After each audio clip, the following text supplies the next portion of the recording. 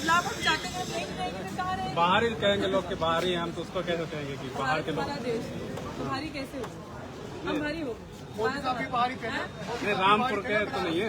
रामपुर के आपको आप कैसे कह सकते हो रामपुर के? पासपोर्ट की जरूरत। आपने देखा कि जितना परिवार हमारा था, अभी जो नॉमिनेशन हुआ, जिन लोगों ने साइन किए, सिग्नेचर्स किए, सब हमारे अपने हैं।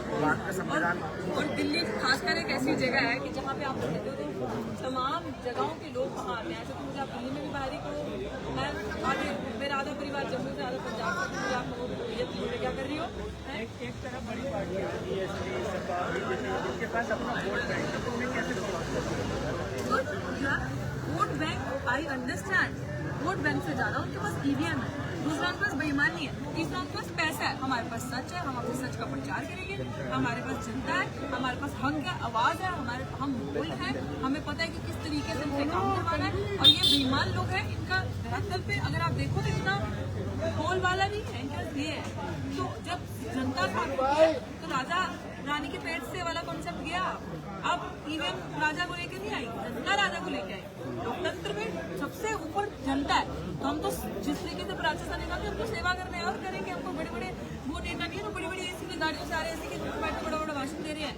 हम पैराशूटर नहीं, हम ग्रास रूटर है। और आपने सब जग जाहिर है हमारी लड़ाई देखी, हम 229 दिन से लड़ाई लड़ रहे हैं दिल्ली विश्वविद्यालय में, और अन्य आंदोलन हमने जमीन पे, धरातल पे, वार क्योंकि जंग के मैदान में आगे रहकर। किसी पार्टी से अगर प्रत्याशी के तौर पर होते तो और ज्यादा मजबूती से चुनाव लड़ा। देखिए, हमने जब ऐलान किया, ऐसी बात नहीं है मजबूती से चुनाव, आपका कैंडिडेट कितना स्ट्रांग है उस पर भी डिपेंड करता है। आप बड़ी बड़ी पार्टियों की बात कर लो, मैं मानती हूँ कि पार्टी की एक लहर होती है जिसमें गधा भी कुर्सी पे बैठ जाता है, जैसे बैठा ही हुआ है, तो एक पार्टी की लहर भी होती है।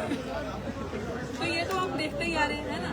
जो बट बात ये है कि इस समय आप बात महमूद राजा की कर रहे हो, तो महमूद राजा को जिसने नहीं देखा तो पहले गूगल करो, देखो महमूद राजा की वकालत देखो, महमूद राजा का व्यक्तित्व देखो, उनको सड़क पर देखो, मजलूम, गरीब, प्रताड़ित, शोषित, वंचितों, महिलाओं की आवाज उठाते उस इंसान को हमेशा आगे पाओगे। क्या वो तो क्या 4 साल पहले वो पॉलिटिक्स कर रहे थे या राजनीति में थे?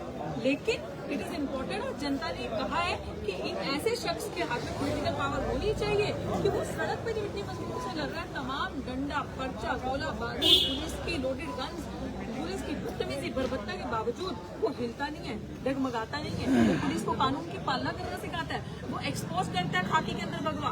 This is the right time. ऐसे इंसान को जनता का नेतृत्व करना चाहिए, और ऐसा इंसान अगर संसद में जाएगा तो सोचो फिर हमारे लिए कितना कमाल होगा। And this is the right time. Rampur में जिस तरीके से हमारे बच्चे की बर्बरता से, दलित बच्चे की मौत हुई, इस तरीके से बढ़ती, और जब वोटिंग की बात आना, और ये चोर पार्टी जो अपने कैंडिडेट को जिताती है तो मुसलमानों को वोट नहीं डालने दिया। टारगेट आजा के कौन है? पिछड़ा समाज, यही हम ही तो है ना टारगेट। आबादी में हम ही सबसे ज्यादा, अब हम पूरा थोड़ी बनेंगे इनके कहने पे। अब हम इनकी पिच पे मैच नहीं खेलेंगे, और मैच भी इनके रूल से नहीं खेलेंगे। हमारी पिच, हमारे रूल्स हम बताएंगे। खानसान मचा हुआ है रामपुर में समाजवादी पार्टी को लेकर। 3 दिन प्रत्याशियों ने नामांकन कर दिया।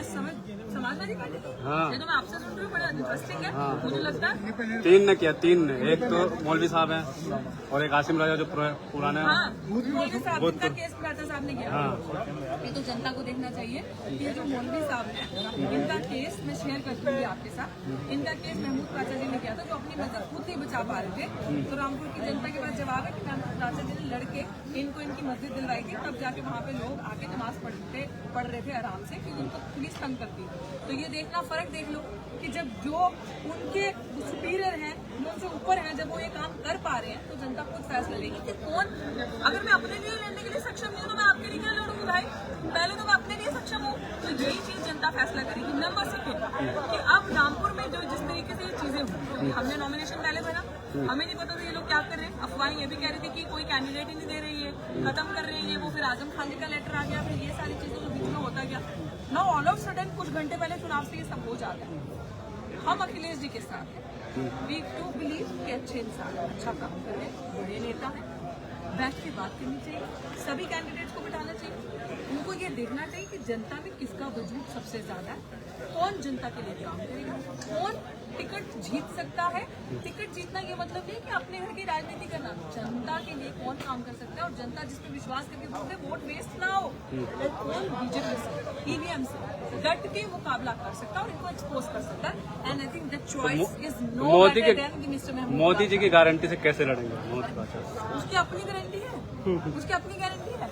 अब उनकी गारंटी की बात कर रहे हो, बची बेटियां कितने रेप हुए, पढ़ रही है बेटियां, भुखमरी की कगार पे हम लोग हैं, पैसा, युवा बेरोजगार है। इस देश का विश्व गुरु बनाने की बात करते हो, विकसित भारत। रियलिटी तो ये है कि देश में 24 घंटे बच्चे भूखे रहते हैं, खाना तक खाने को नहीं है। ये बड़ी बड़ी बात करेंगे भैया। ये देखो, इनके चेहरे देख लो, मिट्टी में क्या हो रखे हमारे चेहरे, मोदी जी के चेहरे एकदम चमकते।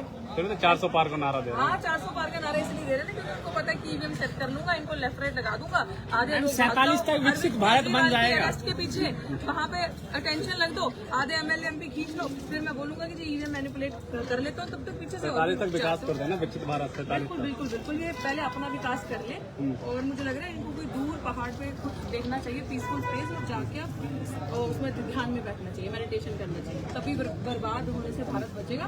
वरना ये बंदा तो भारत को बिल्कुल जो क्योंकि ये लोग तो तोड़ना ही चाहते हैं ना, भारत के देश से खत्म करना चाहते हैं। और जब तक ये लोग रहेंगे, ना बेटी सुरक्षित रहेगी, ना बहन, ना बच्चे, ना युवा, और भुखमरी तो आपको पता ही है। वो तो कहते हैं देश में जाते ही नहीं है, 4 जातियां बस, महिलाएं हैं, मजदूर है, गरीब, 3 जाति बताते हैं। मोदी जी कैसे बताते हैं मैं ओबीसी हूँ, हैं? जब जाति की सारी राजनीति मोदी जी के धर्म और जाति के नाम पे है, और हमें बता रहे हो अब जाति नहीं है। ये तो मीडिया का प्रोपेगेंडा है कि जो मीडिया ने मोदी को भगवान बना दिया, जो भगवान से भी ऊपर, राम जी से भी ऊपर मोदी को बता दिया, पर भगवान से भी ऊपर मोदी हो सकता है? तो ये मीडिया की बातें हम नहीं मानते। और अमूमन मुझे ऐसा लग रहा है कि जो जनता की आवाज है, जनता समझ चुकी है कि भैया ये ढोंगी है, ये कुछ मतलब इसका कोई बेस नहीं है, ये बस बरगलाएगा, बोलेगा, जुमले फेंकेगा, और आपने वो देखा ही है इसके जुमले पकड़ के मैं कैसे इसको पकौड़े खिला रही हूँ।